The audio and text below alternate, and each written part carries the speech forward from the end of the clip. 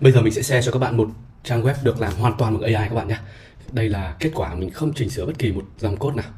Đây là toàn bộ kết quả sau khi AI nó gen ra trong vòng 0 đến 5 phút các bạn nhé. Mà trước đây để thực hiện một trang web như thế này thì chúng ta mất rất nhiều thời gian, có khi là để cho một bạn fresher làm mất cả ngày luôn.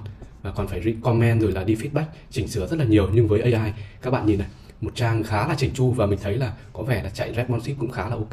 Đây các bạn nhé. Đó, rất là chỉnh chu. Màu sắc thứ rất là hài hòa. Đó,